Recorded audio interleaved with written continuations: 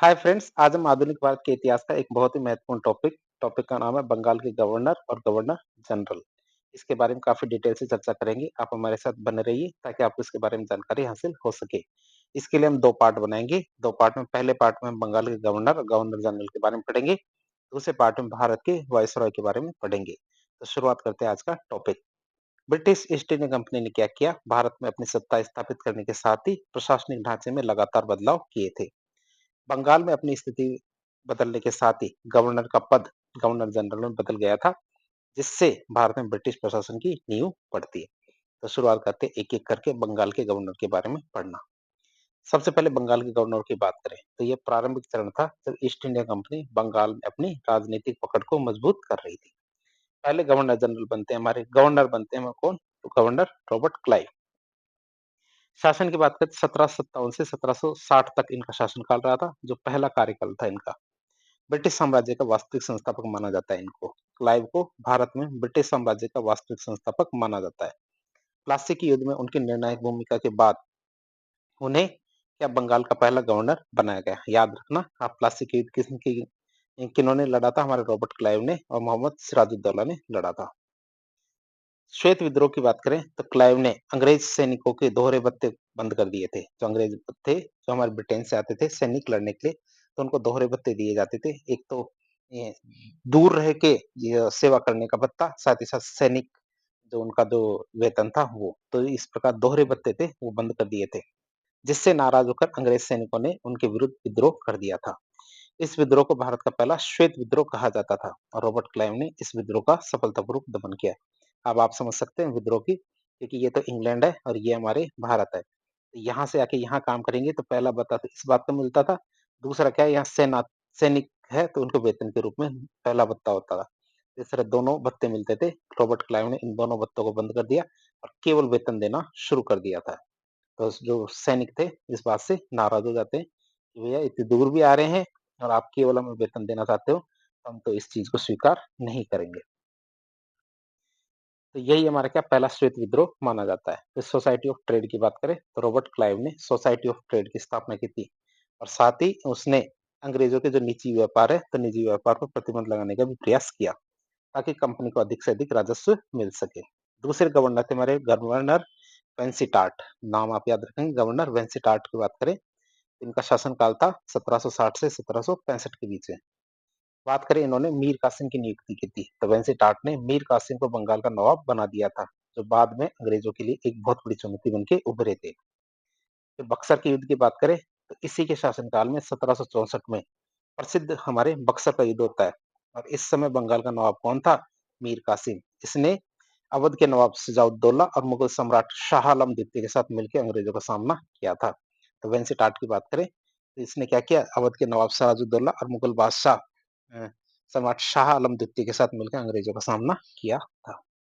इसने मीर कासिम ने। बात करें गवर्नर रॉबर्ट क्लाइव की, शासनकाल था हमारा 1765 से 1767 तक। ये उनका दूसरा कार्यकाल था। बात करें इलाहाबाद की संधियों की, तो बंगाल के गवर्नर के रूप में यह रॉबर्ट क्लाइव का दूसरा शासनकाल था। उसने क्या किया? बक्सर के युद्ध के बाद इलाहाबाद, जिसे प्रयाग भी कहते हैं आज, तो इलाहाबाद की संधियां की थी 1765 में। उन्होंने कंपनी को बंगाल, बिहार, उड़ीसा के दीवानी अधिकार प्रदान किए थे। उन्होंने कंपनी को क्या किया? बंगाल, बिहार, उड़ीसा के दीवानी अधिकार प्रदान किए थे।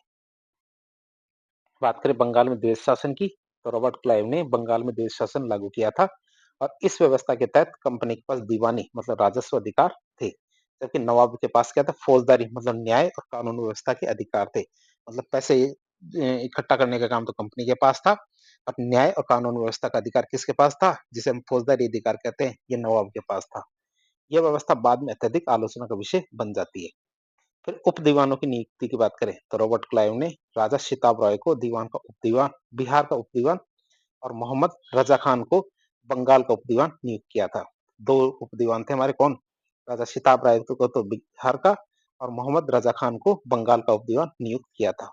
इसी दौरान हमारा रेगुलेटरी एक्ट आता है 1773 का।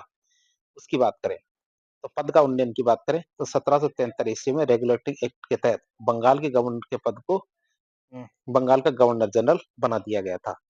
पहले बंगाल के गवर्नर जनरल की बात करें तो 1773 से पहले केवल गवर्नर कहा जाता था, लेकिन इस अधिनियम के बाद में इस पद को गवर्नर जनरल के नाम से जाना गया था। बात करें बंगाल के गवर्नर जनरल की, बंगाल के गवर्नर जनरल की बात करें, तो ये वो चरण था जब ब्रिटिश बंगाल ने ब्रिटिश कंपनी ने बंगाल से अपने प्रशासनिक पकड़ को पूरे भारत में विस्तारित कर दिया था।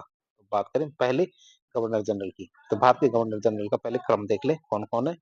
पहले है वॉरेन हेस्टिंग्स 1775 से 1785, फिर लॉर्ड कॉर्नवालिस 1786-1793, फिर जॉन शोर 1793 1700 हमारे 98, लॉर्ड रिचर्ड वेलेस्ली 1798 से 1805, लॉर्ड कॉर्नवालिस 1805 में दूसरा कार्यकाल, जॉर्ज बार्लो ये 1805 से 1807 जो कार्यवाहक थे, लॉर्ड मिंटो 1807 से हमारे 1813, लॉर्ड हेस्टिंग्स ये हमारे 1813 से 1823, जॉन एडम 1823 में कार्यवाहक के रूप में आए थे, और लॉर्ड एमस्ट ये हमारे 1823 से 1828 तक थे।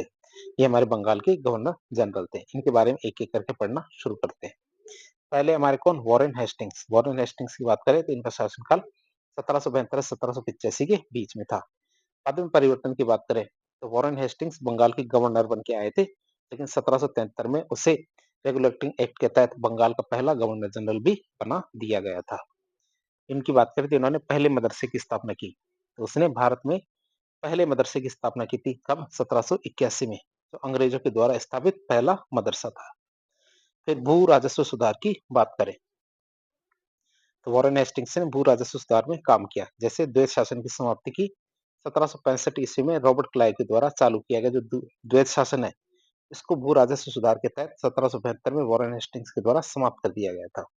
ईस्ट इंडिया कंपनी ने सारी शक्तियां अपने पास ले ली, मतलब फौजदारी, दीवानी और जो हमारे न्यायिक सारी की सारी शक्तियां हमारे ईस्ट इंडिया कंपनी के पास ही आ गई थी। फिर उन्होंने क्या किया, 5 वर्षीय ठेका प्रणाली शुरू की, मतलब वॉरेन हेस्टिंग्स ने 5 वर्षीय ठेका प्रणाली की शुरुआत की, जिसमें नए जमींदारों को ठेके दिए गए और ये प्रणाली अनुभवहीन जमींदारों के कारण असफल रही थी। जो नए-नए ठेके नए-नए जमींदारों को दिए गए थे, वो अनुभवहीन थे, इस वजह से प्रणाली असफल साबित होती है। जब ये प्रणाली असफल साबित हुई, कौन सी 5 वर्षीय ठेका प्रणाली, तो उसके बाद 1 वर्षीय ठेका प्रणाली शुरू की गई। तो 1776 ईस्वी में 5 वर्षीय ठेका प्रणाली को बंद करके 1 वर्षीय ठेका प्रणाली की शुरुआत की गई, जिसमें हमारे पुराने जमींदार थे, उनको ही वो ठेके दिए गए, अर्थात प्रति वर्ष उन्हें आना था और अपना राजस्व सरकार को, ब्रिटिश सरकार को जमा कराना था।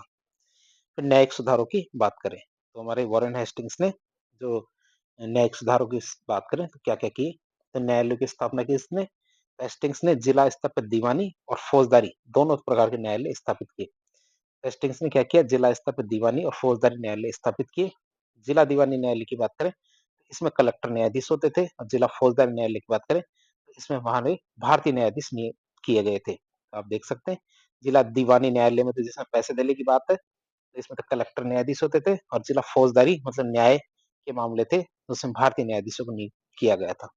फिर अपीलीय न्यायालय की बात करें, तो जिला न्यायालयों के ऊपर अपील करने के लिए सदर दीवानी और सदर निजामत या फिर सदर फौजदारी न्यायालय स्थापित किए गए थे। तो सबसे नीचे तो जिला दीवानी न्यायालय और जिला फौजदारी न्यायालय, इनके ऊपर था सदर दीवानी न्यायालय और सदर निजामत, जिसे सदर निजामत को सदर फौजदारी न्यायालय भी कह सकते हैं। ये इनके ऊपर थे, ये अपील करने के लिए थे। सबसे ऊपर थे सदर दीवानी न्यायालय, इसमें 500 रुपए से अधिक का मामला सुना जाता था। ध्यान रखना, 500 रुपए से ऊपर का मामला होगा वही हमारे सदर दीवानी न्यायालय में आएगा। फिर कलकत्ता में सुप्रीम कोर्ट की स्थापना की बात करें तो रेगुलेटिंग एक्ट 1773 के तहत कलकत्ता में 1774 में सुप्रीम कोर्ट की स्थापना की गई थी, क्योंकि एक्ट में 73 में लिखा था, 74 में हमारे सुप्रीम कोर्ट की स्थापना कर दी गई थी। कानून की बात करें तो सुप्रीम कोर्ट में भारतीय कानून के साथ साथ अंग्रेजी कानून भी लागू होते थे। ऐसा नहीं केवल भारतीय कानून लागू होते थे, इसमें अंग्रेजी कानून भी लागू होते थे। क्षेत्राधिकार की बात करें तो सुप्रीम कोर्ट का क्षेत्राधिकार केवल कलकत्ता क्षेत्र तक ही सीमित था। यदि दोनों पक्ष सहमत हो तो बाहर का मामला भी कलकत्ता सुप्रीम कोर्ट में सुना जा सकता था, नहीं तो नॉर्मली ये कलकत्ता के मामले ही देखता था। बात करें कलकत्ता के सुप्रीम कोर्ट के प्रमुख न्यायाधीशों की, तो एलिजा इम्पे मुख्य न्यायाधीश थे, चैम्बर्स, लेमेस्टर और हाइड इस प्रकार के प्रमुख न्यायाधीश थे हमारे कहाँ, कलकत्ता सुप्रीम कोर्ट के। व्यक्तिगत संबंधों की बात करें तो एलिजा इम्पे वॉरेन हेस्टिंग्स का बचपन का दोस्त था। एलिजा इम्पे कौन था? वॉरेन हेस्टिंग्स का बचपन का दोस्त था। तो ये भी एक कारण हो सकता है उनको सुप्रीम कोर्ट का न्यायाधीश बनाने का। फिर कानूनी संहिताकरण अनुवाद किए। तो वॉरेन हेस्टिंग्स ने क्या किया, जो हमारे कानून थे उनको लिपिबद्ध करवाया, मतलब संहिताबद्ध करवाया और उनका अलग-अलग भाषाओं में अनुवाद कराया। जैसे फतवाए आलमगीर, मतलब फतवाए आलमगीर क्या था? इस्लामिक कानूनों का संकलन था कि इस्लाम में किस प्रकार के कानून चलते हैं, उनका संकलन कराया, जिसका संकलन हमारा औरंगजेब ने करवाया था। तो इसका अंग्रेजी में अनुवाद कराया सबसे पहले तो वॉरेन हेस्टिंग्स ने फतवाए आलमगीर, जो इस्लामिक कानूनों का संग्रह है, उसका अंग्रेजी में अनुवाद कराया। औरंगजेब को आलमगीर नाम से जाना जाता है। फिर कोड ऑफ जेंटू लोगो, मतलब जेंटू या जेंटू लॉज की बात करें, जो हिंदू कानून है उनका संकलन करवाया और उनका भी जो अनुवाद करवाया। तो डाइजेस्ट ऑफ हिंदू लॉज, मतलब विलियम जोन्स और कॉलब्रुक की बात करें, विलियम जोन्स और कॉलब्रुक ने डाइजेस्ट ऑफ हिंदू लॉज नामक एक पुस्तक लिखी थी कि हिंदुओं में किस प्रकार के कानून चलते हैं, उसके लिए किताब लिखी थी। फिर मनुस्मृति का अनुवाद की, विलियम जोन्स ने मनुस्मृति का अंग्रेजी में अनुवाद किया। फिर बात करें एशियाटिक सोसाइटी ऑफ बंगाल की बात करें, तो 1784 में हमारे 1784 में विलियम जोन्स ने क्या किया, कलकत्ता में एशियाटिक सोसाइटी ऑफ बंगाल की स्थापना की। इसका मुख्य कार्य क्या हुआ करता था, इसका मुख्य कार्य हमारे भारतीय पुस्तकों का यूरोपीय भाषाओं में अनुवाद करना था। इनका मुख्य कार्य क्या होता था, भारतीय जो पुस्तकें थी इनका यूरोपीय भाषाओं में अनुवाद करना था। फिर भगवत गीता के अनुवाद की बात करें, तो चार्ल्स विल्किंस ने क्या किया, भगवत गीता का अंग्रेजी भाषा में अनुवाद किया था। बात करें और वॉरेन हेस्टिंग से संबंधित और कौन कौन से खास बिंदु थे, इनकी पहला बिंदु आता है अवध की बेगमों से धन की लूट, मतलब वॉरेन हेस्टिंग्स ने अवध की बेगमों से धन लूटा था। बात करें बनारस का मामला, तो उसने बनारस में धन के बदले चेत सिंह को हटा करके उनके भतीजे महीप नारायण को राजा बना दिया था, क्योंकि उन्होंने पैसा लिया। पैसा लेने के बाद क्या, बनारस में जो चेत सिंह राजा थे उनको हटा करके उनका जो भतीजा था महीप नारायण, उनको राजा बना दिया था। फिर नंद कुमार का मामला, बंगाली ब्राह्मण महाराज थे वो नंद कुमार, उनको जालसाजी के आरोप में फंसा करके मृत्युदंड दिलवाया था, इसने वॉरेन हेस्टिंग्स ने। महाभियोग की बात करें, महाराज नंद कुमार को मृत्युदंड दिलाने और अन्य जो आरोप थे, जैसे हमारे अवध की बेगमों से धन वसूलने और बनारस की चेतरिंग सिंह के मामले में के कारण क्या, एडमंड बर्क ने वॉरेन हेस्टिंग्स के खिलाफ महाभियोग चलाया था, लेकिन वो उसके बाद भी बरी हो जाता वॉरेन हेस्टिंग्स। इस तरह के जो महाभियोग है ज्यादा काम नहीं कर पाए। और लॉर्ड कॉर्नवालिस आते हैं इसके बाद, दूसरे गवर्नर जनरल। शासनकाल की बात करें 1786 से 1793 तक इनका शासनकाल रहा, साथ ही साथ ये पहला कार्यकाल था। फिर संस्कृत महाविद्यालय की बात करें, तो लॉर्ड कॉर्नवालिस के शासनकाल में जोनाथन डंकन ने बनारस में संस्कृत महाविद्यालय की स्थापना की थी और ये भारत का पहला संस्कृत महाविद्यालय था। फिर बात करें लॉर्ड कॉर्नवालिस के समय में भू राजस्व सुधार की, तो इन्होंने 1 वर्षीय ठेका की बजाय 10 वर्षीय ठेका प्रणाली की शुरुआत की। तो 1790 ईस्वी में 10 वर्षीय ठेका प्रणाली की शुरुआत की गई, जिसमें हमारे जो पुराने जमींदार थे उन्हीं को ठेके दे दिए गए थे। स्थायी बंदोबस्त की बात करें, तो 1793 ईस्वी में इसी 10 वर्षीय ठेका प्रणाली को स्थायी कर दिया गया है, जिसे हम स्थायी बंदोबस्त कहते हैं। जॉन शॉर व्यवस्था की बात करें, तो 10 वर्षीय जो ठेका प्रणाली था इसका प्रारूप जॉन शॉर ने तैयार किया था, इसलिए इसे जॉन शॉर व्यवस्था भी कहते हैं, जो हमारे स्थायी बंदोबस्त के नाम से जाना जाता है। अलग से एक लेक्चर में हम जो भूमि राजस्व प्रणाली है उसको पढ़ेंगे। राजस्व वितरण की बात करें, तो इसके तहत राजस्व का 10/11वां हिस्सा कंपनी को और 1/11वां हिस्सा जमींदार को दिया जाता था, मतलब 11 में से 1 हिस्सा तो जमींदार खुद रखता था और 10 हिस्से किसको, कंपनी को देना पड़ता था। बात करें इसकी लागू क्षेत्र की, तो ये ब्रिटिश भारत के लगभग 19% क्षेत्रों में लागू हुई व्यवस्था थी, जिसमें हमारे सारा का सारा बंगाल, बिहार, उड़ीसा, उत्तरी कर्नाटक, बनारस, ये सारे क्षेत्र शामिल किए गए थे। बात करें अगर कॉर्नवालिस के समय पे जो न्यायिक सुधार किए गए थे उनके बारे में, तो कलेक्टरों से न्यायिक अधिकार छीन लिए गए थे उस समय। और दीवानी न्यायालयों की श्रृंखला की बात करें, तो दीवानी न्यायालय की एक पदानुक्रमित श्रृंखला तैयार की गई थी, मतलब नीचे से ऊपर तक एक पूरी पूरी श्रृंखला तैयार हुई थी। कैसी, देखें, तो इसमें सबसे नीचे थे मुंसिफ। मुंसिफ की बात करें, 50 रुपए तक के मामले मुंसिफ के पास आते थे। इसके ऊपर आते थे रजिस्ट्रार। रजिस्ट्रार मतलब 100 रुपए तक के मामले, जिला दीवानी मतलब 200 रुपए तक के मामले, प्रांतीय दीवानी मतलब 1000 रुपए तक के मामले, सदर दीवानी मतलब 5000 रुपए के मामले, और प्रिवी काउंसिल लंदन मतलब 5000 रुपए से अधिक के मामलों की अंतिम अपील की जा सकती थी, जो हमारे लंदन में है प्रिवी काउंसिल, वहां पे। इसी दौरान हमारे कानवाले के समय पे ब्रह्मशील अदालतों का भी दौर आया था, मतलब कि फौजदारी मामलों के लिए 4 भ्रमणशील अदालतें स्थापित की गई थी, जो हमारे ढाका, मुर्शिदाबाद, कलकत्ता और पटना, यहाँ पे स्थापित की गई थी। कहाँ-कहाँ? ये हमारे ढाका, मुर्शिदाबाद, कलकत्ता और पटना में 4 भ्रमणशील अदालतें स्थापित की गई थी। फिर कॉर्नवालिस कोड की बात करें, तैयारी की बात करें, 1793 ईस्वी में कॉर्नवालिस ने कॉर्नवालिस कोड तैयार करवाया था। कब? 1793 में। बात करें कॉर्नवालिस कोड की, तो कॉर्नवालिस कोड की क्या-क्या विशेषताएँ थी? पहली विशेषता थी शक्तियों का विकेंद्रीकरण, तो इसमें शक्ति का विकेंद्रीकरण किया गया था। दूसरी बात, कानून के समक्ष समानता, इसके तहत क्या कानून के समक्ष सभी को समान माना गया था, कोई भी ऊपर-नीचे नहीं है। फिर हत्या का उद्देश्य, इसके तहत क्या हत्या के तरीके की बजाय हत्या के उद्देश्य पे ज़्यादा बल दिया गया था कि हत्या क्यों की गई, न कि कैसे की गई और किसने की। परंपराओं का अंत की बात करें, तो रक्त मूल्य की परंपरा को समाप्त कर दिया गया, मतलब खून के बदले खून, हत्या के बदले हत्या। पहले ऐसे चलता था, आपने हमारे परिवार के किसी सदस्य की हत्या कर दी, तो हम भी आपके परिवार के किसी सदस्य की हत्या करेंगे। तो रक्त मूल्य की परंपरा और अंग भंग की जो कठोर सजा होती थी, उसको बंद कर दी गई और कठोर कारावास की सजा दी जानी शुरू कर दी। तो पहले क्या होता था कि चोरी की तो हाथ काट दिया, पैर काट दिया, तो इस प्रकार के जो अंग भंग की जो सजा होती थी, उसकी जगह कठोर कारावास की सजा दी जानी शुरू कर दी। गवाह की धार्मिक योग्यता की बात की, तो गवाह की धार्मिक योग्यता को समाप्त कर दिया गया। पहले क्या होता था, किसी भी अपराध में जैसे हिंदू ने अपराध किया तो मुसलमान की गवाही नहीं लगती थी, और मुसलमान ने अपराध किया तो हिंदू की गवाही नहीं ली जाती थी। तो इसकी जगह पे उन्होंने क्या किया, जो गवाह की धार्मिक योग्यता थी इसको समाप्त कर दिया। अब कोई भी किसी के प्रति गवाही दे सकता था। वकालत का पेशा, तो वकालत का पेशा प्रारंभ कर दिया गया, वकील की बात। फिर बात करें कॉर्नवालिस कोड से, कॉर्नवालिस कोड का क्या महत्व रहा? ये हमने कॉर्नवालिस कोड तो देख लिया, अब इसके महत्व के बारे में देखें। तो आधुनिक न्याय व्यवस्था इससे शुरू होती है, जिसने हमारी आधुनिक न्याय व्यवस्था की नींव रखी। पश्चिमी मान्यताओं पर आधारित ये कोड क्या पश्चिमी या फिर यूरोपीय मान्यताओं पर आधारित था। कानून की सर्वोच्चता की बात करें, तो इसने कानून की सर्वोच्चता मतलब सभी के लिए समानता लागू की थी। निष्पक्षता का सिद्धांत, मतलब निष्पक्षता का सिद्धांत भी इससे लागू हुआ था। कॉर्नवालिस कोड के महत्व की बात करें, तो आधुनिक न्याय व्यवस्था पश्चिमी मान्यताओं पर आधारित थी, कानूनों को सर्वोच्च रखा गया और निष्पक्षता का सिद्धांत इससे लागू हुआ। अब हम बात करें कॉर्नवालिस कोड की कमियों के बारे में।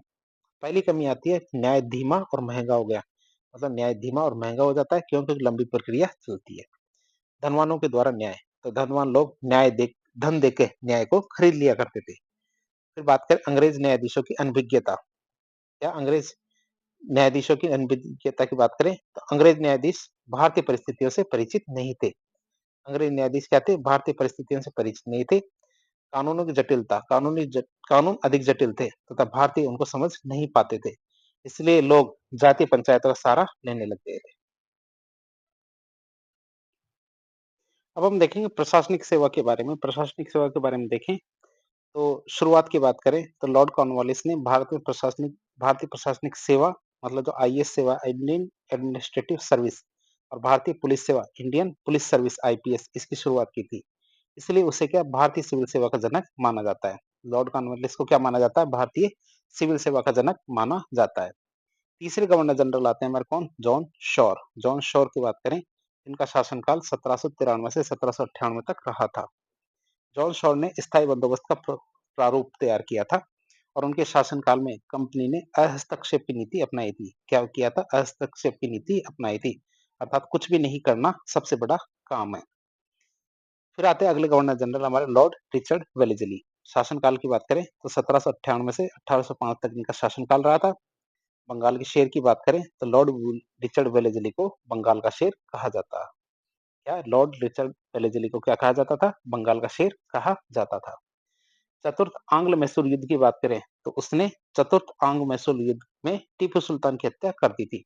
जो चौथा आंग्ल मैसूर युद्ध था 1799 में जो हुआ था, उसमें टीपू सुल्तान की हत्या कर दी गई थी। मैसूर विजय पर टिप्पणी की थी उसने, क्या कि टीपू सुल्तान की हत्या करने के बाद लॉर्ड वेलेस्ली ने कहा था कि अब पूर्व का साम्राज्य हमारे कदमों में है। क्या कहा? अब पूर्व का साम्राज्य हमारे कदमों में है। मार्क्विस की उपाधि की बात करें, तो मैसूर विजय के कारण लॉर्ड रिचर्ड वेलेस्ली को मार्क्विस की उपाधि दी गई थी। आप इसे याद रखेंगे, लॉर्ड रिचर्ड वेलेस्ली को मार्क्विस की उपाधि दी गई थी। क्यों? क्योंकि उन्होंने मैसूर विजय की थी। फिर आर्थर वेलेस्ली की बात करें, तो Arthur Wellesley Lord Richard Wellesley का भाई था। आर्थर ने मराठों को पराजित किया था। बाद में आर्थर ब्रिटेन का प्रधानमंत्री भी बनता है, और उसने यूरोप में नेपोलियन को भी पराजित किया था। सहायक संधि की बात करें, तो लॉर्ड रिचर्ड वेलेस्ली ने भारत में सहायक संधि प्रणाली को बड़े तौर पे लागू किया था। इसके बाद बात करते हैं फोर्ट विलियम कॉलेज की। फोर्ट विलियम कॉलेज के बारे में बात करें तो इसकी स्थापना की बात करें, लॉर्ड रिचर्ड वेलेस्ली ने, जो हमारे असैनिक अधिकारी थे, इनके प्रशिक्षण के लिए कलकत्ता में फोर्ट विलियम कॉलेज की स्थापना की थी सन 1800 में। बंद और स्थानांतरण की बात करें तो 1802 में इस कॉलेज को बंद कर दिया गया था। जो हमारे 1800 में स्थापित किया गया था उसको 2 साल बाद ही बंद कर दिया गया था। 1802 में इसे हेलबरी लंदन में, मतलब ईस्ट इंडिया कॉलेज के नाम से दोबारा से खोला गया था। कहाँ? लंदन में, भारत में बंद करके। हालांकि भाषा संस्थान के रूप में ये कॉलेज आज भी सक्रिय है, मतलब आज भी इस कॉलेज को सक्रिय रूप से जाना जाता है। कौन सा? फोर्ट विलियम कॉलेज, जो हमारे कलकत्ता में आप जाके देख सकते हैं। लॉर्ड कॉर्नवालिस की बात करते हैं, अगले गवर्नर जनरल, जो इनका दूसरा कार्यकाल था 1805 में। दूसरी नियुक्ति की बात करें तो लॉर्ड कॉर्नवालिस का दूसरा शासनकाल था और वह एकमात्र ऐसे गवर्नर जनरल थे जिनकी 2 बार नियुक्ति की गई थी। मृत्यु की बात करें तो 1805 में गाजीपुर उत्तर प्रदेश में लॉर्ड कॉर्नवालिस की मृत्यु हो गई थी। गाजीपुर में उनका स्मारक बना हुआ है, जो उत्तर प्रदेश गाजीपुर है वहां पे इनका स्मारक बना हुआ है लॉर्ड कॉर्नवालिस का। अफीम और क्षार कारखाने की बात करें तो भारत में अफीम की कुल 2 कारखाने स्थित थे। क्या? भारत में अफीम के कुल 2 कारखाने स्थित है, जिनका संचालन किसके द्वारा किया जाता है? भारत सरकार के द्वारा। एक तो अफीम और क्षार कारखाना गाजीपुर का 1820 में ईस्ट इंडिया कंपनी ने गाजीपुर में इसकी स्थापना की थी और ये विश्व की सबसे बड़ी और सबसे पुरानी अफीम की फैक्ट्री है। और अफीम और क्षार कारखाना ये हमारे नीमच में है। अगले गवर्नर जनरल आते हैं हमारे जॉर्ज बार्लो। जॉर्ज बार्लो की बात करें तो इनका शासनकाल 1805 से 1807 तक रहा। कार्यवाहक गवर्नर जनरल थे। जॉर्ज बार्लो कार्यवाहक गवर्नर जनरल थे। इन्हीं के समय पे हमारे वेल्लोर विद्रोह हुआ था, जो हमारे मद्रास का था। उसकी बात करें 1806 में हमारे ये विद्रोह होता है। कारण क्या था? अंग्रेजों के द्वारा सिपाहियों के जो धार्मिक प्रतीक थे, जैसे माथे पर तिलक रखना, दाढ़ी रखना, इन सबको बंद कर दिया गया था। ऐसे आदेश दिए थे कि इन सबको बंद रखना है, धार्मिक प्रतीकों का प्रयोग नहीं करना है सेना के अंदर। गवर्नर की बात करें तो वेल्लोर विद्रोह के समय मद्रास का गवर्नर कौन था? William Bentinck. और विलियम बेंटिक ने प्रेस पर प्रतिबंध को वेल्लोर विद्रोह का सबसे बड़ा कारण माना था, जबकि ऐसा नहीं था। अगले गवर्नर जनरल आते हैं लॉर्ड मिंटो। मिंटो की बात करें 1807 से 1813 तक हमारे लॉर्ड मिंटो रहे थे, जिन्होंने की थी हमारे अमृतसर की संधि। समय था 1809 का। संधि की बात करें तो लॉर्ड मिंटो ने पंजाब के शासक रणजीत सिंह के साथ अमृतसर की संधि की थी। प्रतिनिधि कौन थे? लॉर्ड मिंटो के प्रतिनिधि थे हमारे चार्ल्स मेटकॉफ। आप इसे याद रखेंगे, उनके प्रतिनिधि कौन थे? चार्ल्स मेटकॉफ मिंटो की तरफ से गए थे। सीमा रेखा का इसने निर्धारण किया था। अमृतसर की संधि में सतलज नदी को सिख साम्राज्य और ब्रिटिश क्षेत्रों के बीच में सीमा रेखा निर्धारित की थी कि भैया जो सतलज नदी है उसके उत्तर में ब्रिटिश लोग नहीं जाएंगे, मतलब अंग्रेज नहीं जाएंगे, और जो हमारे रणजीत सिंह है वो सतलज नदी के दक्षिण में नहीं आएंगे। दोनों के क्षेत्र सीमा निर्धारित कर दी गई थी। इसके बाद आता अमृतसर की संधि का प्रभाव। रणजीत सिंह का सपने की बात करें, रणजीत सिंह का एकीकृत सिख साम्राज्य का सपना इससे टूट जाता है। क्यों? क्योंकि सतलज के पूर्व के सिख राज्यों पर उनका अधिकार समाप्त हो गया था। इससे कुछ सिख सैनिक क्या है, रणजीत सिंह से नाराज हो गए थे। क्यों? क्योंकि उन्होंने संधि कर ली थी। शांतिपूर्ण शासन। अमृतसर संधि के कारण रणजीत सिंह ने अगले 30 वर्षों तक शांतिपूर्ण शासन किया था। साम्राज्य विस्तार की बात करें, रणजीत सिंह को उत्तर पश्चिम में साम्राज्य विस्तार करने का मौका मिला, इसलिए उसने कश्मीर और मुल्तान पर भी अधिकार कर लिया था। दक्षिण नहीं, लेकिन हमारे उत्तर उत्तर पश्चिम में तो किया ही था, जैसे कश्मीर और मुल्तान पर। अगले गवर्नर जनरल आते हैं हमारे कौन? Lord Hastings. लॉर्ड हेस्टिंग्स की बात करें 1813 से 1823 तक इनका शासनकाल रहा। मुगल बादशाह की बात करें लॉर्ड हेस्टिंग्स की, तो लॉर्ड हेस्टिंग्स ने बिना बराबरी के स्तर पर मुगल बादशाह से मिलने से मना कर दिया था कि मुगल बादशाह हमसे नीचे है, और यदि वो बराबरी के स्तर पर मिलना चाहता है तो मुगल बादशाह खुद आए, जो ब्रिटिश सर्वोच्चता का प्रतीक है, कि भैया वो खुद आए, हम उनसे ऊपर है, वो हमसे ऊपर नहीं है। इसी दौरान हमारे पहला आंग्ल नेपाल युद्ध होता है। समय की बात करें 1814 से 1816 के बीच में हमारा पहला आंग्ल नेपाल युद्ध होता है। संधि की बात करें तो संगोली या सुगोली की संधि होती है हमारी इस समय। तो इस संधि से प्रथम आंग्ल नेपाल युद्ध समाप्त होता है। इस संधि के तहत यह युद्ध लॉर्ड हेस्टिंग्स के शासनकाल में हुआ था। फिर संगोली या सुगोली की संधि की बात करें तो इस संधि की शर्तें क्या क्या थी? क्षेत्रीय अधिकरण क्या हुआ? शिमला, नैनीताल, रानीखेत, कुमाऊं, इन क्षेत्रों पर हमारे अंग्रेजों का अधिकार हो जाता है संगोली या सुगोली की संधि से। पहले नेपाल के पास थे, लेकिन इस संधि के बाद में ये सारे क्षेत्र क्या अंग्रेजों के अधिकार में आ जाते हैं, और जो वर्तमान में भी भारत के पास है। ये भारत का अभिन्न हिस्सा है। सिक्किम पर अधिकार समाप्ति की बात करें तो नेपाल का सिक्किम से अधिकार समाप्त कर दिया जाता है। सेना की तैनाती की बात करें तो काठमांडू में अंग्रेजी सेना तैनात कर दी जाती है। गोरखों को शामिल करने की बात करें तो पहले आंग्ल नेपाल युद्ध के बाद गोरखे अंग्रेजी सेना में शामिल होने लगे, जो हमारे 1857 क्रांति में अंग्रेजों के प्रति बहुत ज्यादा वफादार रहे थे। तो पिंडारियों की समस्या की बात करें तो उन्मूलन की बात करें तो लॉर्ड पहले बात कर ले पिंडारी कौन होते थे। जो हमारे मराठे होते थे तो मराठे में जो सैनिक हुआ करते थे वो हमारे पिंडारी हुआ करते थे। तो अंग्रेजों के खिलाफ इन्होंने काफी ज्यादा संघर्ष किया था, तो उनका उन्मूलन करना अंग्रेजों की तरफ से जरूरी था।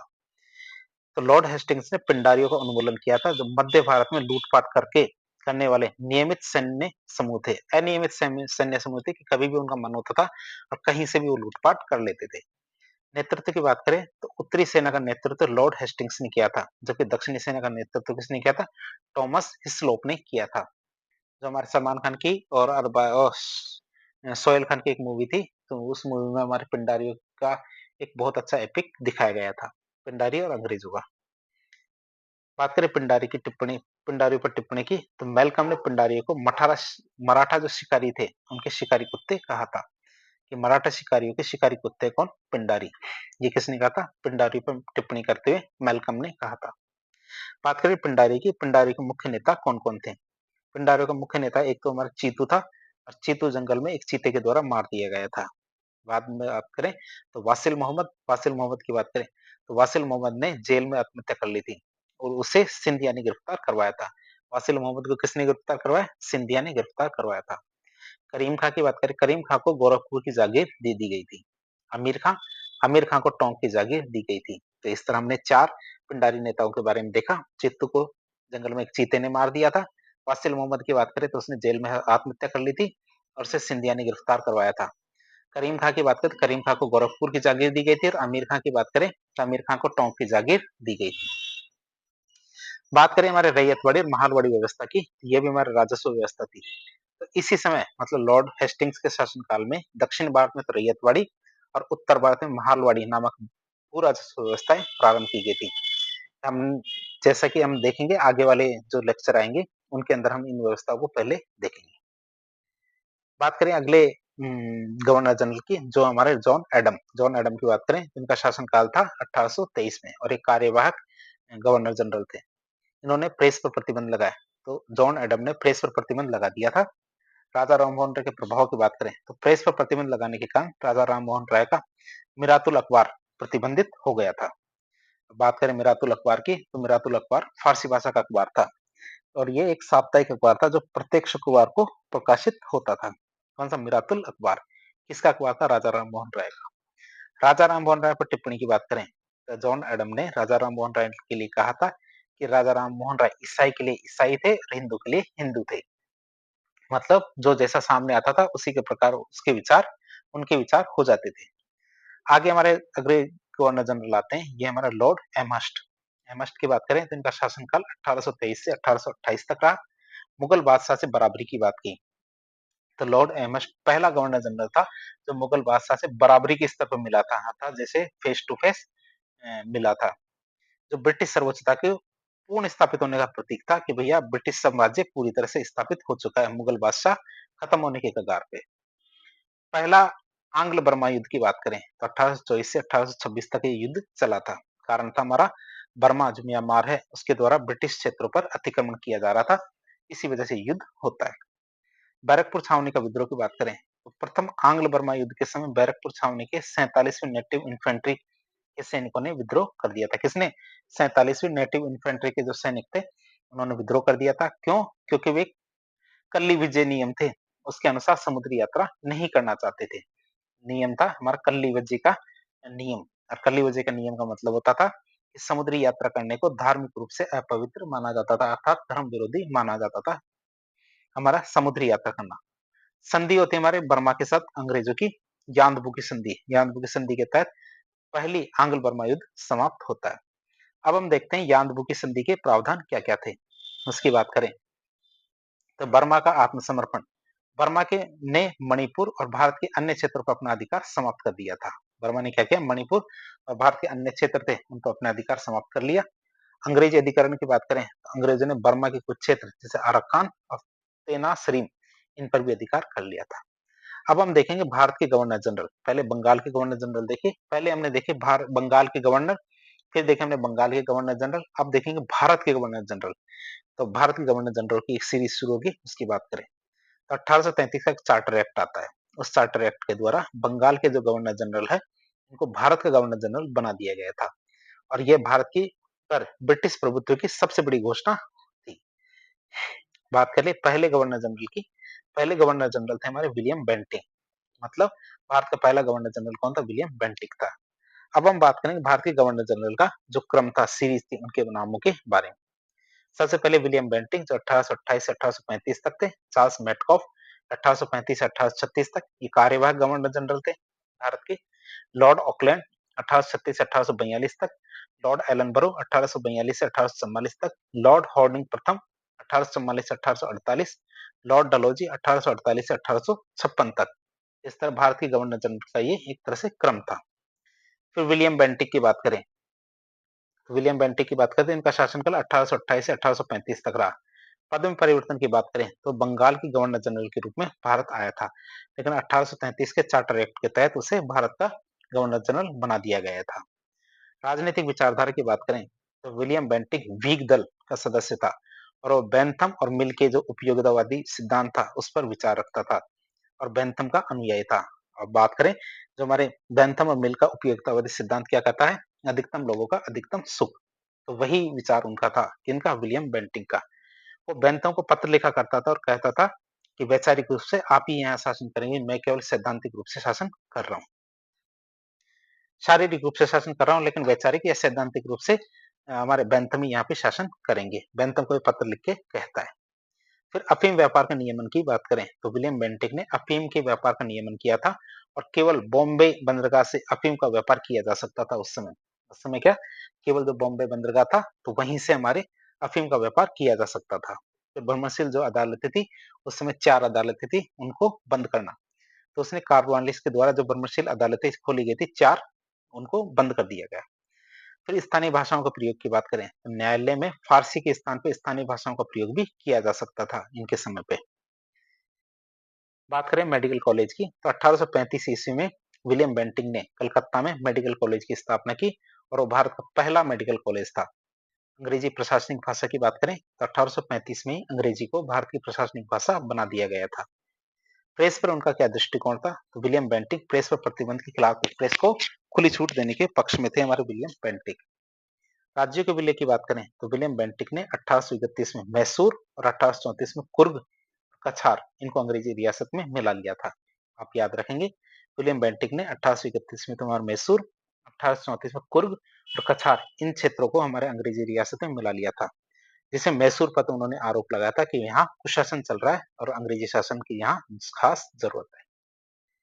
विधि सदस्य की बात करें तो 1833 में चार्टर एक्ट के अनुसार मैकाले विधि सदस्य के रूप में भारत आए थे और मैकाले ने भारत में कानूनों का संहिताबद्ध किया था, मतलब कोडिफिकेशन ऑफ लॉज किया था, संहिताकरण। कानूनों को एक किताब में लिखने का काम किसने किया? लॉर्ड मैकाले ने। इसी दौरान हमारे सती प्रथा का उन्मूलन किया जाता है। बात करें सती प्रथा की प्रतिबंध की तो 1829 में धारा 17 के तहत बंगाल में सती प्रथा पर रोक लगा दी गई थी। प्रयास की बात करें तो बंगाल में सती प्रथा पर रोक हमारे राजा राम मोहन राय के अथक प्रयासों के बाद लगी थी। संपूर्ण भारत की बात करें तो 1830 में संपूर्ण ब्रिटिश भारत में सती प्रथा पर रोक लगा दी गई थी।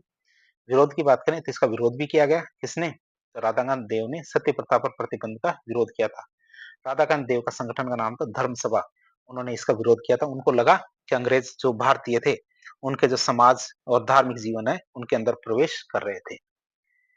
फिर ठगी प्रथा की बात करें तो विलियम बेंटिंग ने ठगी प्रथा का उन्मूलन किया। जो आपने ठग्स ऑफ हिंदुस्तान, जो आमिर खान और अमिताभ बच्चन की मूवी देखी होगी, उसमें हमारे ठगी प्रथा के बारे में काफी डिटेल से बताया गया है। तो विलियम बेंटिक ने ठगी प्रथा का उन्मूलन किया था। नेतृत्व की बात करें, कर्नल स्लीमैन के नेतृत्व में ठगी प्रथा का उन्मूलन किया जाता है। किसके नेतृत्व में? कर्नल स्लीमैन के। इसी दौरान हमारे आंग्ल प्राच्य विवाद आ जाता है। आंग्ल प्राच्य विवाद की बात करें, ये विवाद था हमारे शिक्षा के लिए प्रावधान को लेके। 1813 के चार्टर एक्ट में भारत में शिक्षा के लिए हर साल 1 लाख रुपए का प्रावधान किया गया था। क्या 1813 के जो चार्टर एक्ट था, तो उसमें भारत में शिक्षा के विकास के लिए क्या हर साल 1 लाख रुपए का प्रावधान किया गया था। 1833 के चार्टर एक्ट में भारत में शिक्षा के लिए इसको बढ़ा करके 10 लाख रुपए का प्रावधान कर दिया गया था। लेकिन इसके उपयोग को लेके विवाद हो गया था कि जो हमारे इसका पैसा है खर्च तो किया जाएगा, लेकिन वो किस प्रकार और किस तरह से किया जाएगा, इस पे सबसे बड़ा विवाद हो गया था। इसके लिए हमारे क्या लोक शिक्षा समिति का गठन किया जाता है। लोक शिक्षा समिति की बात करें तो इसमें 5 सदस्य अंग्रेजी के समर्थक थे, तो शेष 5 सदस्य संस्कृत और फारसी भाषा के समर्थक थे। मैकाले को अध्यक्ष बनाया गया इसका, तो विलियम बेंटिक ने मैकाले को लोक शिक्षा समिति का अध्यक्ष बनाया और बताया, कहा कि ये जो समस्या है, विवाद है, इसको सुलझाए। इसी दौरान उन्होंने क्या मैकाले स्मरण पत्र जारी किया। तो 2 फरवरी 1835 को मैकाले स्मरण पत्र जारी किया गया था।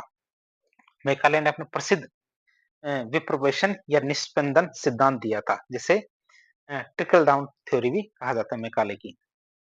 सिद्धांत की बात करें, सिद्धांत का क्या उद्देश्य था, तो मैकाले के विप्रोवेशन या निस्पंदन सिद्धांत के तहत भारतीय उच्च वर्ग को अंग्रेजी भाषा में पाश्चात्य शिक्षा दी जाएगी और इस शिक्षा को उच्च वर्ग से टपक टपक कर या छन छन कर या जनसाधारण तक पहुंचाना जाना तय किया गया था। क्यों? क्योंकि केवल 10 लाख रुपए ही दिए जा रहे थे पूरे भारत की शिक्षा के लिए, जो बहुत कम राशि थी।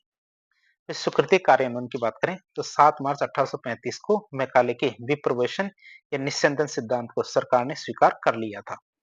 कालांतर में जैसे जैसे समय आगे बढ़ा, गवर्नर जनरल लॉर्ड ऑकलैंड के द्वारा विप्रोवेशन या निस्यंदन सिद्धांत को लागू कर दिया गया था। किसने? लॉर्ड ऑकलैंड ने।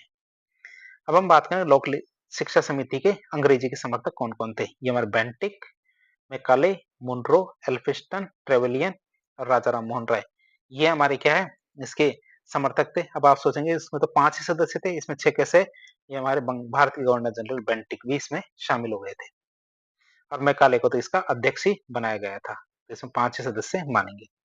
प्राच्य समर्थक की बात करें तो हमारे जेम्स प्रिंसेप, ये वही है जिसने अशोक के जो स्तंभ के अभिलेख है या अशोक के अभिलेख है जिनको पढ़ा था। थॉमस प्रिंसेप और विल्सन, ये हमारे प्राच्य समर्थक थे। बात करें अंग्रेजी शिक्षा लागू करने के पीछे कारण क्या थे, उसके कारण की बात करें तो सस्ते कर्मचारी। तो ईस्ट इंडिया कंपनी को अपने प्रशासन के लिए सस्ते कर्मचारी चाहिए थे, इसलिए अंग्रेजी शिक्षा लागू करने की बात कही। प्रशासनिक सुधारों में आसानी, तो ईस्ट इंडिया कंपनी अपने क्या प्रशासनिक सुधारों को आसानी से लागू करना चाहती थी, जनता को समझाना चाहती थी, तो उनके लिए क्या अंग्रेजी भाषा बहुत ज्यादा जरूरी थी। फिर मानसिकता में बदलाव, शिक्षा के माध्यम से वो भारतीय की मानसिकता में बदलाव करना चाहते थे ताकि वे अंग्रेजी राज्य के समर्थक बन जाए। व्यापार वाणिज्य को बढ़ावा की बात करें तो अंग्रेजी शिक्षा के कारण भारतीय अंग्रेजी संस्कृति के समर्थक बन जाएंगे, जिससे अंग्रेजों का व्यापार वाणिज्य काफी तेजी से बढ़ेगा।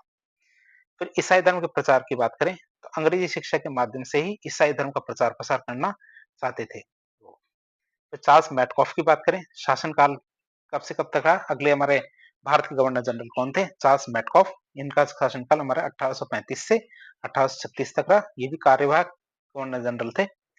इन्हें क्या कहा जाता है? समाचार पत्रों का मुक्तिदाता। चार्ल्स मैटकॉफ को समाचार पत्रों का मुक्तिदाता कहा गया था। क्यों? क्योंकि उसने प्रेस पर लगे हुए प्रतिबंधों को हटा दिया था।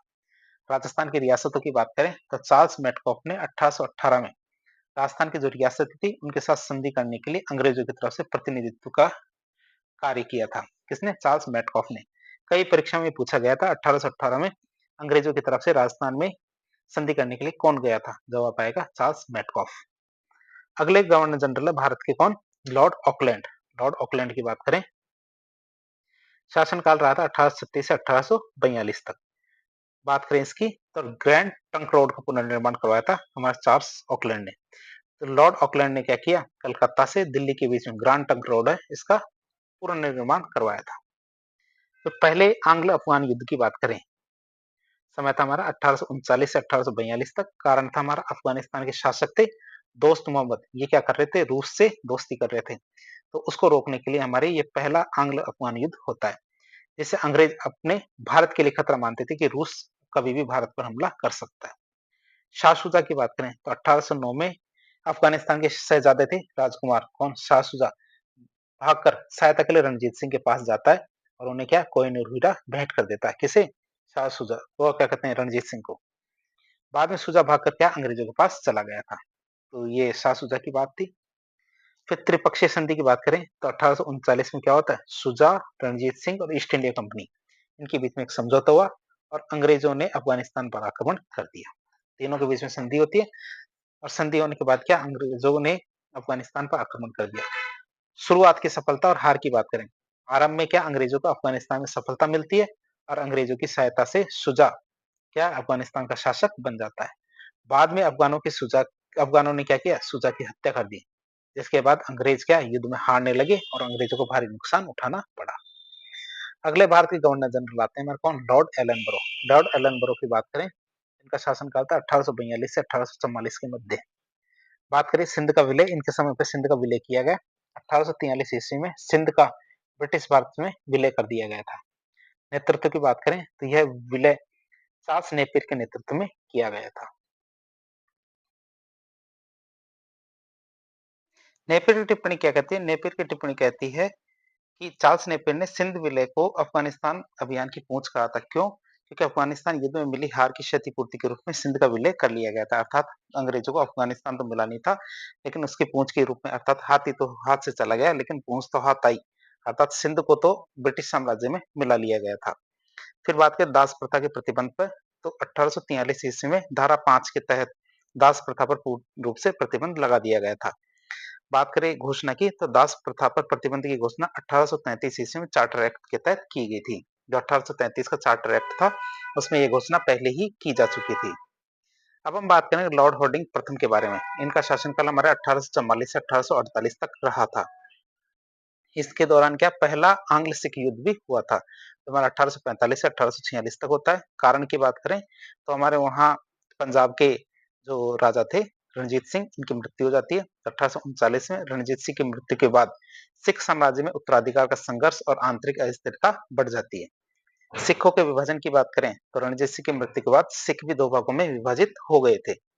उनकी बात करें तो अंग्रेजों की साम्राज्यवादी नीति, अंग्रेजों की पंजाब पर कब्जा करने की जो साम्राज्यवादी महत्वाकांक्षा थी, ये भी इस युद्ध का कारण बनती है।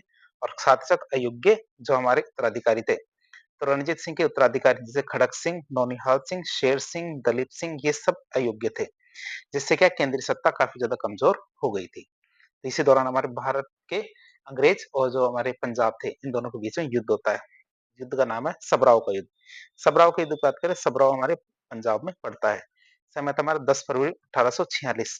पक्ष कौन कौन से थे, एक तरफ हमारे सिख थे, दूसरी तरफ अंग्रेज थे। परिणाम की बात करें तो सबराव के युद्ध में सिख क्या निर्णायक रूप से या परमानेंटली हार जाते हैं। सिखों ने अंग्रेजों के साथ लाहौर की संधि की थी। इसके तहत क्या किया जाता है, सिखों ने अंग्रेजों के साथ लाहौर की संधि की। लाहौर की संधि की बात करें तो समय था हमारा 1846 का। पक्ष थे दो, अंग्रेज और सिख, दोनों के बीच में लाहौर की संधि की जाती है। लाहौर की संधि के क्या क्या प्रावधान थे उनकी बात करें, सबसे पहले युद्ध हर्जाने की बात करें तो सिखों पर 1.5 करोड़ रुपए का युद्ध हर्जाना लगाया गया था। कश्मीर की बात करें तो कश्मीर का समर्पण किया गया, तो सिखों ने अंग्रेजों को कश्मीर दे दिया था। फिर कश्मीर के विक्रय की बात करें तो ईस्ट इंडिया कंपनी ने कश्मीर का विक्रय कर दिया, कश्मीर बेच दिया। किसे? गुलाब सिंह डोगरा जामवाल थे, उनको बेच दिया था, जिन्होंने क्या जम्मू कश्मीर रियासत की स्थापना की थी। तो कश्मीर किसे बेच दिया? गुलाब सिंह डोगरा को। क्षेत्रीय अधिग्रहण की बात करें तो Jalandhar Doab east India company को दे दिया गया था। साथ ही साथ सेना की कमी की, तो सिख सेना सैनिक है उनकी संख्या कम कर दी गई थी, जिसे 20,000 पैदल सैनिक और 12,000 घुड़सवार सैनिक ये तय कर दिए गए थे कि सिखों में केवल 20,000 पैदल सैनिक होंगे और 12,000 घुड़सवार सैनिक होंगे। लाहौर में सेना की बात करें तो दिलीप सिंह की सुरक्षा के लिए एक अंग्रेजी सेना लाहौर में नियुक्त की गई थी। इसके बाद आते हैं भारतीय गवर्नर जनरल हमारे लॉर्ड डलहौजी। तो लॉर्ड डलहौजी की बात करें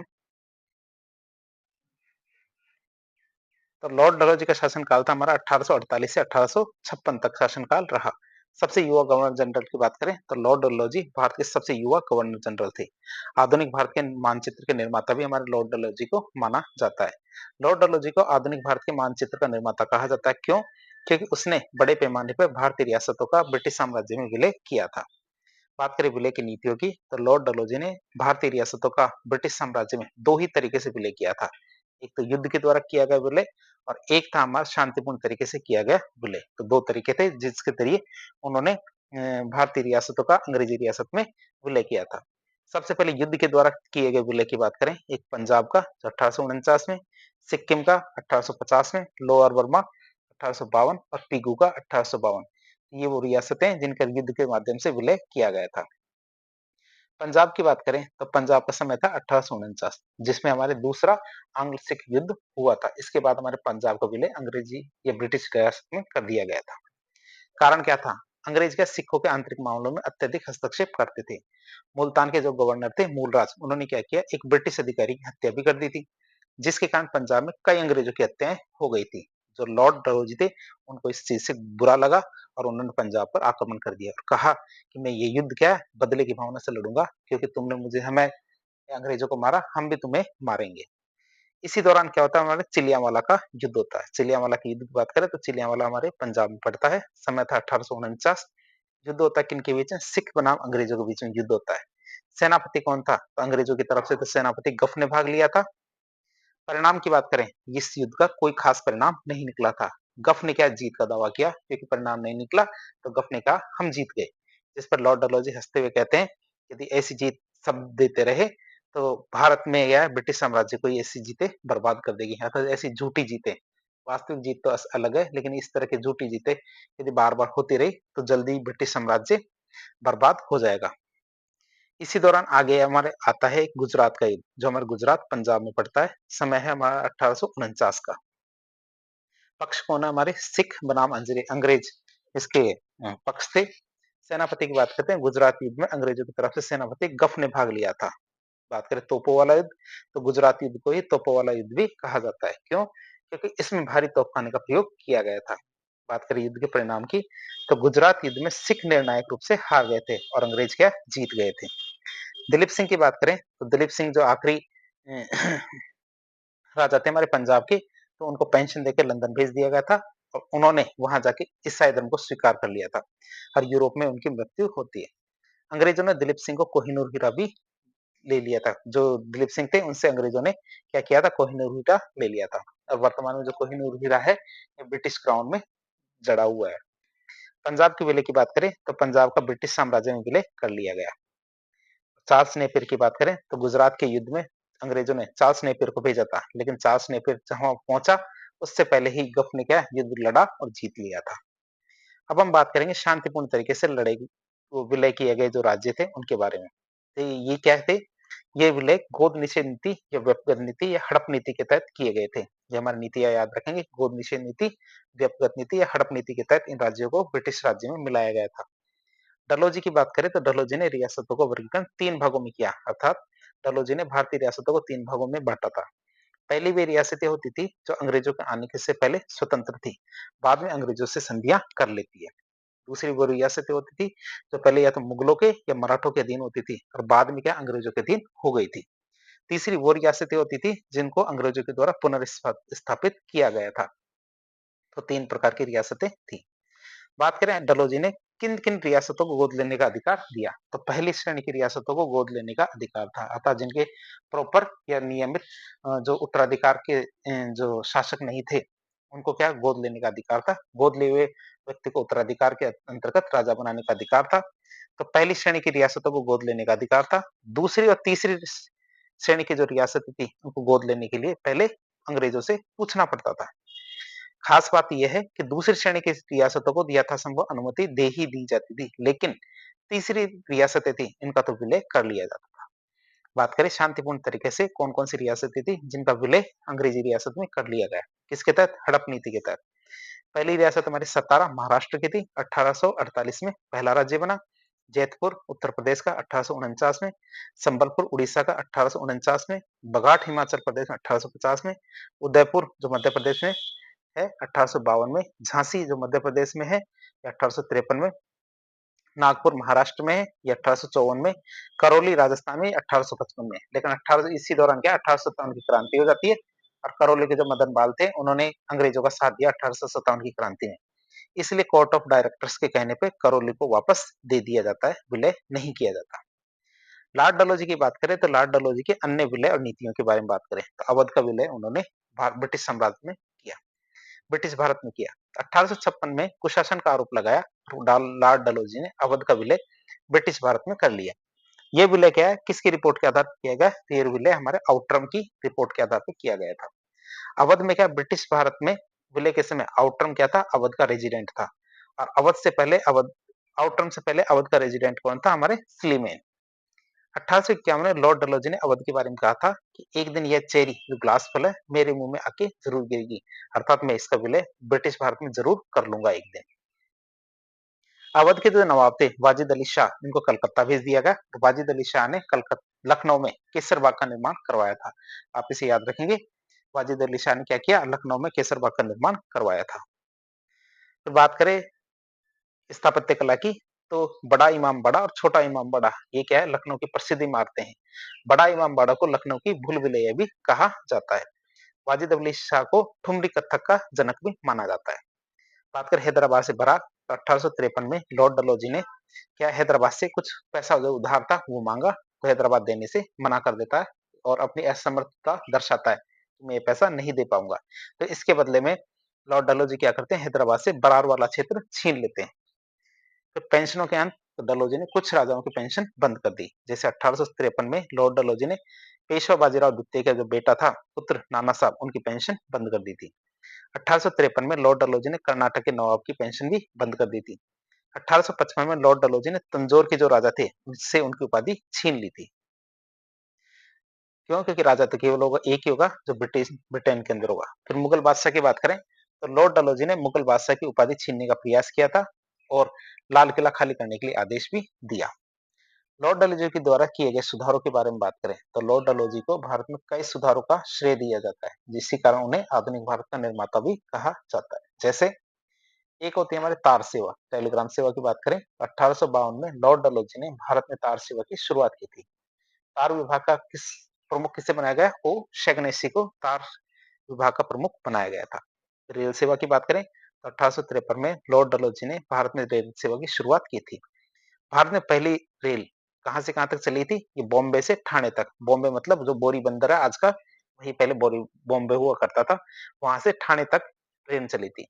भारत के पहले रेल इंजन की बात करें, उसका नाम था फेरी क्वीन, आप इसे याद रखेंगे, ये हमारे बॉम्बे में आज भी रखा हुआ है, फेरी क्वीन। तो डाक सेवा की बात करें, तो 1854 में लॉर्ड डलहौजी ने डाकघर अधिनियम 1854 के तहत भारत में डाक सेवा की शुरुआत की थी। डाक टिकट 2 पैसे का रखा गया था। लॉर्ड डलहौजी ने सैनिकों के लिए डाक टिकट लगाना अनिवार्य कर दिया था। पहले क्या हुआ करता था, सैनिकों के लिए मुफ्त डाक सेवा हुआ करती थी, लेकिन डलहौजी ने सैनिकों के लिए जो मुफ्त डाक सेवा थी इसे बंद कर दिया था। फिर सार्वजनिक निर्माण विभाग या पीडब्ल्यूडी की बात करें, तो 1854 ईस्वी में सार्वजनिक निर्माण विभाग या पब्लिक वर्क्स डिपार्टमेंट को बनाया गया, जिसने सड़कों, नहरों और अन्य जो सार्वजनिक कार्य है उन पर ध्यान दिया था। गंग नहर की बात करें, तो 1854 में लॉर्ड डलहौजी ने उत्तर प्रदेश में गंग नहर निर्माण करवाया था। शिक्षा सुधार की बात करें, तो 1854 में लॉर्ड डलहौजी ने शिक्षा में बहुत सारे सुधार किए थे।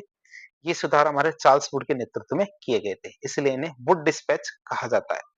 चार्ल्स वुड क्या थे, हमारे बोर्ड ऑफ कंट्रोल के अध्यक्ष थे।